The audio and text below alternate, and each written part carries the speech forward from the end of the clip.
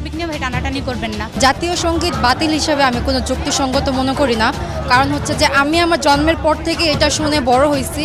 এখন হচ্ছে যে নতুন করে যদি কোনো জাতীয় সঙ্গীত আনা হয়, এটা আমাদের দেশের সাথে অন্তত যাবে না। এটা যৌক্তিক একদিক দিয়ে, কারণ হলো স্বাধীনের পর থেকে আমাদের দেশে বহুত কবি তারা আছে যাদের সঙ্গীতগুলো আমরা জাতীয় সঙ্গীত হিসেবে আমরা বিবেচনা করতে পারি। আমার সোনার বাংলা আমি তোমায় ভালোবাসি, এটা তো বাংলা। আমার সোনার বাংলা আমি তোমায় ভালোবাসি, এই ভালোবাসা তো আমাদের সোনার বাংলার প্রতি আছে। জাতীয় সঙ্গীতে আমার কোনো লাইন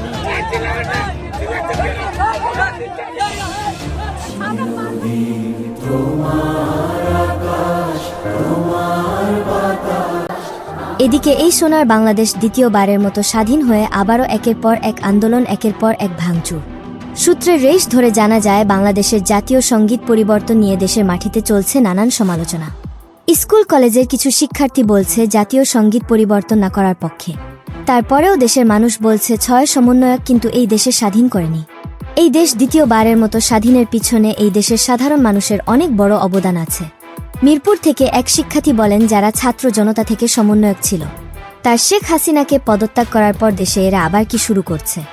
জাতীয় সঙ্গীত পরিবর্তন করার চিন্তা না করে দেশের মানুষ যে কাঁচা বাজার থেকে শুরু করে নানান পণ্যের দাম বেড়েছে সেই দিকে ফোকাস করেন। দেশের মানুষ ভাত পায় না আর সমন্বয়করা আসছে জাতীয় সঙ্গীত পরিবর্তন করতে বলে মন্তব্য করেন এই শিক্ষার্থী। দেশের বিভিন্ন জেলা থেকে জানা যায় জাতীয় সঙ্গীত নিয়ে দেশের মানুষ বলছে যে জাতীয় সঙ্গীত আমরা ছোটবেলায় পড়েছি স্কুলে, সেই সঙ্গীত নিয়ে কেউ পরিবর্তনের কথা চিন্তাও করলে তাদের মুখ টেনে ছিঁড়ে দেওয়া হবে বলে মন্তব্য করেন এই শিক্ষার্থী। তো প্রাণপ্রিয় ভিউয়ার্স, জাতীয় সঙ্গীত পরিবর্তন নিয়ে আপনাদের মতামত আমাদেরকে কমেন্ট করে জানিয়ে দিতে পারেন। মানুষ তো আমাদের কুষ্টিয়াতে বসে জাতীয় সঙ্গীতটা রবীন্দ্রনাথ তখন রচনা করছিল, তো আমি সেই হিসাবে চাবো যে থাকবে।